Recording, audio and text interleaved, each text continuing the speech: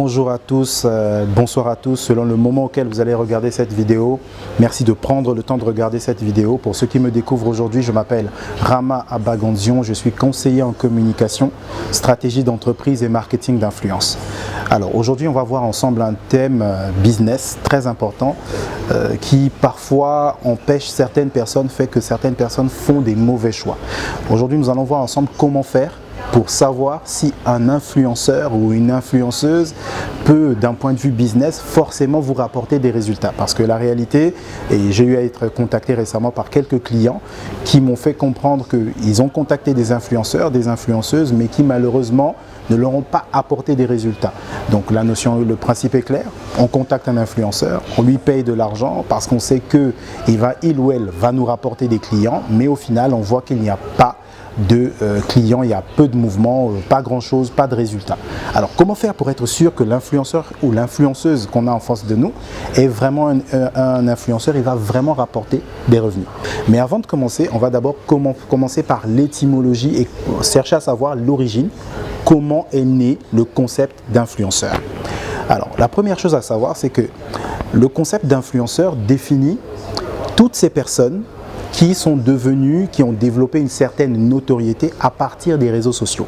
Le concept de base est celui-là, c'est-à-dire qu'on développe toutes ces personnes-là qui font, ça dépend, soit dans l'humour, soit dans le conseil, soit dans la vidéo, etc. et qu'ils développent une certaine notoriété à partir des réseaux sociaux. Et cette notoriété, par la suite, est devenue de l'influence parce que lorsque ces personnes, en général, je prends un exemple, si une personne vous fait tout le temps des vidéos où elle vous parle comment faire pour reconnaître un bon téléphone, avec le temps, ces personnes peuvent conseiller à toute leur communauté d'aller acheter tel produit et c'est à ce moment qu'on a commencé à définir les influenceurs et l'influence qu'ils ont sur les achats, sur le marketing, sur les ventes que peuvent générer des entreprises. Donc, ce sont les entreprises de communication et de marketing, donc dans notre secteur d'activité, qui ont défini ça, qui ont identifié ces personnes et qui ont défini le principe d'influenceur et d'influenceuse.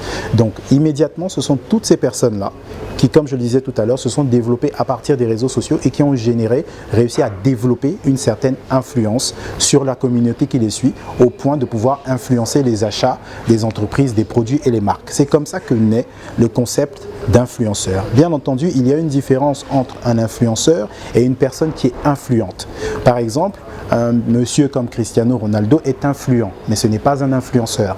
Un influenceur, c'est une personne qui vit, qui se développe, qui fait du business, qui rentabilise à partir de son influence, qui ne fait que ça. C'est différent que, par exemple, de Cristiano Ronaldo, comme je le disais tout à l'heure, qui lui est devenu influent à partir de son métier et c'est pas à partir des réseaux sociaux, à partir du sport, à partir du cinéma, à partir de la musique, etc.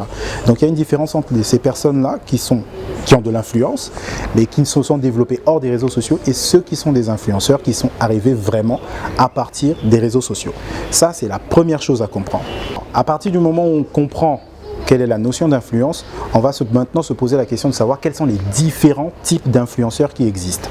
Alors immédiatement, il y a deux types d'influenceurs qui existent. Il y a les macro-influenceurs, comme vous entendez macro, donc les influenceurs de grande taille. Donc pour les reconnaître, on les reconnaît à partir du nombre de followers. Donc les macro-influenceurs sont reconnus à partir de 100 000 followers sur leurs réseaux sociaux et au-delà. Donc 100 000 et au-delà. Les micro-influenceurs, c'est 100 000 et en dessous. Tous ceux qui sont en dessous de 100 000 sont des micro-influenceurs. Donc immédiatement, c'est cela. Maintenant, il y a une autre catégorie qui immédiatement sont des personnes qui se développent dans l'influence, mais qui ne le sont pas encore. Immédiatement, c'est ceux que moi j'appelle les influenceurs panneaux. Ce sont des personnes, en général, pour être particulier et loin de la méchanceté, en général, ce sont des femmes. Je les appelle les influenceuses panneaux. C'est-à-dire que immédiatement, c'est une personne, c'est une femme qui est jolie à voir, qui s'habille très bien, qui est en général entre deux avions, qui en général est avec des stars et qui sur Instagram publie énormément de contenu et qui fait que ça attire du monde.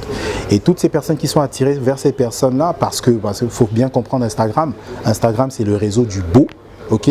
Et c'est souvent ce que certaines de ces personnes-là, ces jeunes femmes-là, ces influenceuses-là, identifient comme de l'influence, mais qui n'en est pas forcément. C'est une influence panneau. On suit cette personne immédiatement parce qu'elle est belle à voir, parce qu'elle est souvent dans 2 avions, ça fait rêver en général, mais on ne la suit pas forcément parce qu'il y a une véritable compétence derrière.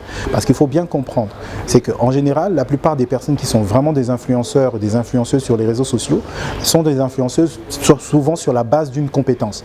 Soit ces personnes-là sont soit de bons humoristes, sont soit de bons dessinateurs ou quelque chose comme ça.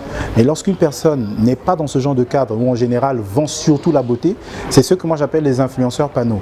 Il faut reconnaître qu'elles ont des followers, mais ce n'est pas forcément qu'ils peuvent vous générer de l'engagement. C'est souvent cette catégorie-là qui existe un tout petit peu.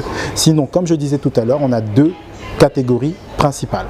Premièrement, ce sont les micro-influenceurs, 100 000 et en dessous, donc voilà. Et les macro-influenceurs, donc les plus gros, c'est entre 100 000 et au-dessus. Donc ceux qui sont entre 100 000 abonnés, millions, 10 millions, etc. C'est ceux-là, les différents types d'influenceurs qui existent. Maintenant, on rentre dans le vif du sujet. Comment faire pour reconnaître si un influenceur ou une influenceuse, ou les influenceurs simplement, comment faire pour être sûr qu'en travaillant, si vous avez une entreprise bien sûr, si vous voulez travailler dans ce qu'on appelle le marketing d'influence, comment être sûr que l'influenceur ou l'influenceuse en face va forcément vous générer des revenus. Alors immédiatement, vous avez le nombre d'abonnés, vous allez les regarder sur ces réseaux sociaux, vous allez voir le nombre d'abonnés, vous allez voir le nombre de commentaires, le nombre de vues que cette personne génère sur les réseaux sociaux, sur YouTube, etc. pour avoir une idée. Ça, c'est immédiatement ce qu'il y a. Mais parfois, il peut arriver que ce soit un tout petit peu une illusion parce que l'influence est surtout quantifiée en fonction de ce qu'on appelle l'engagement. L'engagement, ce sont ces personnes-là qui vont vraiment faire une action parce que l'influenceur leur a demandé de faire quelque chose. Et c'est à partir de ce moment que dans notre secteur d'activité, de la communication, du marketing, nous avons compris que le nombre d'abonnés, le nombre de vues n'est pas forcément un gage. Et on a eu l'idée, dans le secteur de la communication, on a eu l'idée de générer ce qu'on appelle aujourd'hui le code promo. Alors le code promo, vous le voyez. Quand vous suivez en général les influenceurs, vous allez voir leurs réseaux sociaux, vous allez vous rendre compte que ça peut être X influenceurs. Je prends un exemple, une influenceuse qui peut s'appeler Nicole avec une entreprise qui peut s'appeler par exemple Braza. Ok, Nicole Braza. Alors, l'influenceuse va communiquer autour d'une entreprise pour obtenir par exemple des réductions de prix, pour obtenir un produit de l'entreprise Braza. Et donc on va générer un code promo qui va s'appeler Nicole Braza. Et l'influenceuse va utiliser ce code promo pour le partager à sa communauté. Bonjour, voilà, c'est un cas de figure. Je suis utilisé mon code promo Nicole Braza pour obtenir des réductions auprès de l'entreprise XY. Donc Braza dans ce cas précis. Maintenant, si vous êtes l'entreprise Braza, pour être sûr, vous allez quantifier à ce moment-là. Donc une fois qu'on a communiqué le code promo, vous allez calculer le nombre de personnes qui vont appeler et la fréquence d'appel. Et bien entendu, vous avez besoin de savoir, pour être sûr que l'influenceur est rentable, vous avez besoin aussi de savoir combien avez-vous besoin de vendre de produits par jour pour être rentable. Et une fois que vous avez ces informations, le code promo utilisé, vous allez calculer le nombre de personnes qui appellent. Vous calculez aussi la fréquence, c'est-à-dire par quels sont les intervalles auxquels les gens vont appeler depuis que l'influenceur, l'influenceuse a communiqué autour du code promo. S'il y en a beaucoup, si vous rentabilisez, vous êtes sûr que vous avez le bon influenceur, la bonne influenceuse. Si vous ne rentabilisez pas, c'est que vous n'avez pas le bon ou la bonne influenceuse. Donc le plus important, le bon principe pour reconnaître si un influenceur est vraiment rentable pour votre business, il faut lui proposer ou la proposer un code promo. C'est sûr, on va dire le code promo, comme je le dis souvent, il est sûr à 80%. C'est sûr à 80% de réussite avec le code promo. Bien entendu, lorsque vous avez affaire à certains types de personnes, il y a une possibilité de contourner le code promo. Mais ça, c'est quelque chose que je vous expliquerai dans une prochaine vidéo. Mais le code promo est le plus sûr à plus de 80 ou un tout petit peu plus % d'être sûr que vous avez affaire à un influenceur ou une influenceuse qui va vraiment vous générer des revenus. Parce que c'est de ça qu'il s'agit. On contacte un influenceur, pas seulement parce qu'il va poster, mais aussi parce qu'on sait que par lui, il y a des personnes qui vont acheter, il y a des personnes qui vont venir au concert, il y a des personnes qui vont venir à un lieu précis, acheter quelque chose ou une action. Un influenceur véritable, c'est quelqu'un qui génère l'appel à l'action.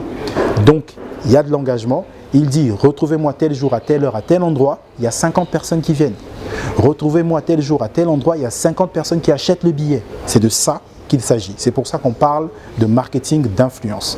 Les influenceurs rentrent dans ce qu'on appelle aujourd'hui une technique marketing qu'on appelle le marketing d'influence. Donc, à 80%, pour être sûr que vous avez un bon influenceur, ne vous fiez pas toujours. C'est bien de vous fier au nombre d'abonnés, ça compte énormément, mais le code promo est sûr à plus de 80% que vraiment vous allez générer des revenus. Voilà, c'est terminé pour cette vidéo. J'espère que cette vidéo vous a plu et vous aide désormais dans votre business en ce qui concerne votre choix, en ce qui concerne les influenceurs. Si vous avez un avis, n'hésitez pas à le mettre en commentaire. Voilà, c'est terminé. Je m'appelle Rama Abagandion, je suis conseiller en communication, stratégie d'entreprise et marketing d'influence. Comme je disais, si vous aimez cette vidéo, n'hésitez pas à nous mettre un pouce bleu, un commentaire et à vous abonner et surtout, n'oubliez pas la cloche des notifications afin de ne rien manquer des prochaines vidéos. C'était Rama Abagandion.